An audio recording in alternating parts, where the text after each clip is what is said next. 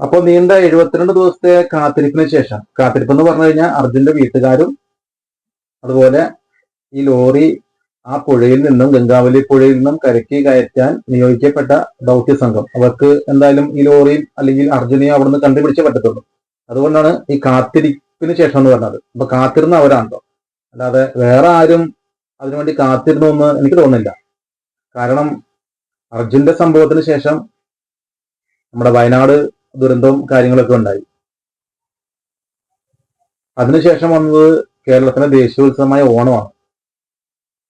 അപ്പൊ ഈ കഴിഞ്ഞ 2 ദുരന്തവുമായി ബന്ധപ്പെട്ട്, അർജുന്റെ സംഭവവും വയനാട് ദുരന്തവുമായി ബന്ധപ്പെട്ട് അതിനോട് ഐക്യദാർഢ്യം പ്രഖ്യാപിച്ചുകൊണ്ട് നമ്മുടെ കേരളത്തിൽ എത്ര വീടുകളിൽ അല്ലെങ്കിൽ എത്ര സംഘടനകൾ അല്ലെങ്കിൽ എത്ര സ്ഥാപനങ്ങൾ ഓണാഘോഷങ്ങൾ മാറ്റിവെച്ചു എന്ന് നമുക്ക് ചിന്തിച്ചാൽ മനസ്സിലാവും. എല്ലാവരും അവരവരെ കൊണ്ടാവുന്ന രീതിയിൽ, നല്ല രീതിയിൽ തന്നെ എല്ലാ കാര്യങ്ങളും ആഘോഷിച്ചു. സോഷ്യൽ മീഡിയയുടെ കമന്റ് ബോക്സിൽ വന്നിട്ട് കുറെ സഹതാപങ്ങളും കാര്യങ്ങളും ഒക്കെ എല്ലാവരും വിളമ്പുന്നുണ്ട്.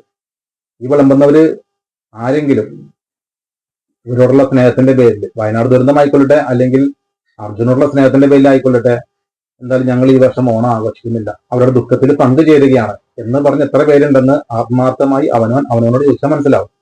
അപ്പൊ അതുകൊണ്ടാണ് ഞാൻ പറഞ്ഞത്, കാത്തിരിപ്പ് എന്നുള്ള വാക്ക് അവിടെ നിൽക്കട്ടെ. അപ്പൊ ശരിക്കും പറഞ്ഞു കഴിഞ്ഞാൽ ഈ അർജുന്റെ ഈ അപകടം വേണമെങ്കിൽ വരുത്തി വെച്ചൊരു അപകടമായിട്ട് നമുക്ക് വേണമെങ്കിൽ കരുതാം. എന്താണെന്ന് വെച്ച് കഴിഞ്ഞാൽ, അർജുൻ ഓടിക്കുന്ന ലോറി അത് ആദ്യമായിട്ട് കർണാടകയിൽ പോകുന്നതല്ല.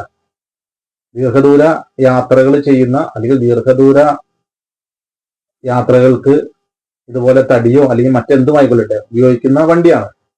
അപ്പൊ ഇങ്ങനെ പോകുന്ന ആ ഒരു വണ്ടിയിൽ നമുക്ക് എല്ലാവർക്കും അറിയാം, അർജുൻ മാത്രമേ ഉണ്ടായിരുന്നുള്ളൂ. അർജുനെ കൂടാതെ ഒരു സഹ ഡ്രൈവറോ അല്ലെങ്കിൽ ഒരു ക്ലീനറോ ആരും ആ വണ്ടിയിൽ ഉണ്ടായിരുന്നില്ല.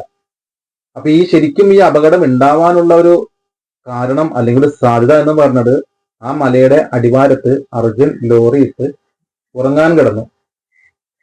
അപ്പൊ നമുക്കറിയാം, അതിന് തൊട്ടു മുമ്പ് വേറെ ലോറിക്കാരോട് ഉണ്ടായിരുന്നു.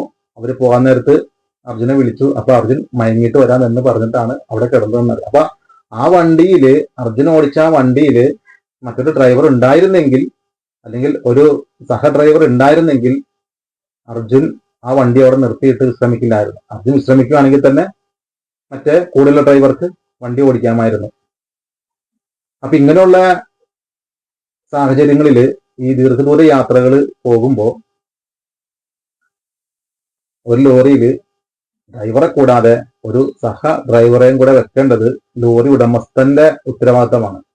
ഇനി അർജുൻ വണ്ടി അവിടെ നിർത്തിയിട്ടില്ല, മലയുടെ അടിവാരത്ത് നിർത്തിയിട്ടില്ല, വേറെ എവിടെയെങ്കിലുമാണ് നിർത്തിയിട്ടത് എങ്കിൽ ചിലപ്പോൾ മണ്ണിടിച്ചിലുണ്ടാവില്ലായിരുന്നു. പക്ഷെ വേറൊരു കാര്യം സംഭവിക്കാം. ഒരു മനുഷ്യനാണ്, ദീർഘദൂര യാത്ര ചെയ്യുന്ന ആളാണ്, ഉറക്കളച്ച് വണ്ടി ഓടിക്കുന്ന ആളാണ്. ശാരീരികമായ ഏത് അസ്വസ്ഥതയും ഉണ്ടാവാം ഒരു മനുഷ്യനെ സംബന്ധിച്ച്. പെട്ടെന്നൊരു തലകറക്കോ അല്ലെങ്കിൽ നെഞ്ചുവേദനയോ എന്തും സംഭവിക്കാം. രാത്രിയിലൊക്കെ ആണെങ്കിലും സംഭവിക്കുന്നതാണ്. ഒറ്റയ്ക്കാണെങ്കിൽ ചിലപ്പോൾ ഈ മണ്ണിടിച്ചിൽ ഉണ്ടായില്ല എങ്കിൽ പോലും മറ്റുള്ള രീതിയിൽ മരണം സംഭവിക്കാനുള്ള സാധ്യതയുണ്ട്. അപ്പോ ഈ മരണം ശരിക്കും പറഞ്ഞു കഴിഞ്ഞാൽ ഒരു വരുത്തി വെച്ച അപകടം പോലെയാണ് തോന്നുന്നത്. അപ്പം മറ്റൊരാൾക്കും ഇനി ഇതുപോലൊരു അപകടമോ കാര്യങ്ങളോ ഉണ്ടാവരുത്, മറ്റൊരു കുടുംബവും അനാഥമായി പോകരുത്. ദീർഘദൂര യാത്രകൾക്ക് ഉപയോഗിക്കുന്ന ലോറിയിൽ എപ്പോഴും ഡ്രൈവറെ കൂടാതെ ഒരു സഹ ഡ്രൈവറും കൂടെ എപ്പോഴും വേണ്ടതാണ്, നിർബന്ധമായ ഒരു കാര്യമാണ്.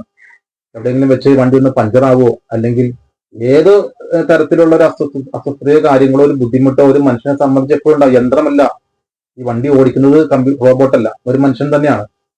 ആ മനുഷ്യന് ഇതുപോലെ ചിലപ്പോ കണ്ണടഞ്ഞു പോകാം, ഉറക്കം വരാം, ശാരീരികമായ അസ്വസ്ഥതകൾ എന്തും സംഭവിക്കാം. ഒരു മനുഷ്യന്റെ ശരീരത്തിൽ എന്തും സംഭവിക്കാം. അപ്പൊ ഇത് ശ്രദ്ധിക്കേണ്ടത് ഈ ലോറി ഉടമ മനാഫ് എന്ന് പറയുന്ന വ്യക്തി ഞാൻ കുറ്റം പറയുന്നല്ല, ഈ ലോറി ഉടമ മാത്രമല്ല, ദീർഘദൂര യാത്രകൾക്ക് ഉപയോഗിക്കുന്ന ഏത് വണ്ടിയിലും ഇതുപോലെ ഡ്രൈവറെ കൂടാതെ ഒരു സഹ ഡ്രൈവറും കൂടെ വേണ്ടതാണ്. അപ്പൊ അത് വെച്ച് നോക്കുമ്പോൾ നമ്മുടെ അർജുൻ ഉറക്കം വന്നതുകൊണ്ട് ലോറിയോടെ ഒതുക്കിയിട്ടു കുറച്ചു നേരം ഉറങ്ങിയിട്ട് പോകാമെന്ന് കരുതി. ആ സമയത്ത് കറക്റ്റായിട്ട് വിധി എന്ന പോലെ ആ മണ്ണിടിഞ്ഞ് വീണു. അർജുൻ ലോകത്തോട് കൂടെ പറഞ്ഞു. അതാണ് ഇവിടെ സംഭവിച്ചത്. അപ്പൊ ഇതുപോലെയുള്ള അപകടങ്ങൾ നമ്മൾ സൂക്ഷിച്ചാൽ നമുക്ക് കുറെയൊക്കെ ഒഴിവാക്കാൻ പറ്റുന്ന കാര്യങ്ങളാണ് ഇതെല്ലാം. ഇനി ഇത് നാളെ ഇതുപോലെ മറ്റൊരാൾക്കും സംഭവിക്കരുത്. ഒരു സഹ ഡ്രൈവർക്ക് അല്ലെങ്കിൽ ഒരു ക്ലീനർ ആരും ആയിക്കൊള്ളട്ടെ, അയാൾക്കും കൂടെ സാലറി കൊടുക്കാൻ, അല്ലെങ്കിൽ ആ പോകുന്ന യാത്രയിൽ അയാൾക്കും കൂടെ എന്തെങ്കിലും ഒരു വിഹിതം കൊടുക്കാൻ, എനിക്ക് തോന്നുന്നു ഒരു ലോറി വാങ്ങിച്ച് ഒരു ബിസിനസ് നടത്തുന്ന, അത് സ്വന്തമായി ഇതുപോലെ 12 വീലും 18 വീലിന്റെയും ഒക്കെ ലോറി മേടിച്ച് ബിസിനസ് നടത്തുന്ന ഒരാൾക്ക് ചെറിയൊരു വിഹിതം, മാസശമ്പളം അല്ലെങ്കിൽ പോലും ആ പോകുന്ന യാത്രയിൽ എന്തെങ്കിലും ഒരു വിഹിതം കൊടുക്കാൻ കഴിവില്ലാത്തവരായിരിക്കില്ല എന്നാണ് എനിക്ക് തോന്നുന്നത്. അങ്ങനെ ചെയ്തു കഴിഞ്ഞാൽ ഇതുപോലുള്ള വലിയ അപകടങ്ങൾ, ഒരു കുടുംബത്തിന്റെ കണ്ണീര് കാണാതിരിക്കാൻ പറ്റും. അപ്പോ ഇത് കാണുന്ന ലോറി ഡ്രൈവർമാരായിട്ടുള്ള ആളുകൾ ഇനിയെങ്കിലും അങ്ങനെയുള്ള കാര്യങ്ങൾ ശ്രദ്ധിക്കുക. മനുഷ്യനാണ്, ഞാൻ ആദ്യം പറഞ്ഞ പോലെ മനുഷ്യനാണ്. ഏത് സമയത്താണ് ഇത് വണ്ടി ഓടിച്ചുകൊണ്ടിരിക്കുന്ന സമയത്തായിരിക്കും ഉറക്കം വരുന്നത്. ചിലപ്പോൾ ആ വാഹനം വേറൊരു വാഹനത്തിൽ ചെന്നിടിച്ച് അവിടെ അപകടങ്ങൾ സംഭവിക്കാം. അപ്പൊ എപ്പോഴും ഒരു ഡ്രൈവർ ഉറങ്ങുമ്പോൾ മറ്റൊരു ഡ്രൈവർക്ക് വണ്ടി ഓടിക്കാൻ പറ്റുന്ന തരത്തിലായിരിക്കണം നമ്മുടെ ഇതുപോലുള്ള ദീർഘദൂര യാത്രകൾ സംഘടിപ്പിക്കേണ്ടത്. അപ്പൊ അതിനുവേണ്ടി ഇനിയുള്ള ലോറി ഉടമകൾ ശ്രദ്ധിക്കുക എന്നേ എനിക്ക് പറയാനുള്ളൂ.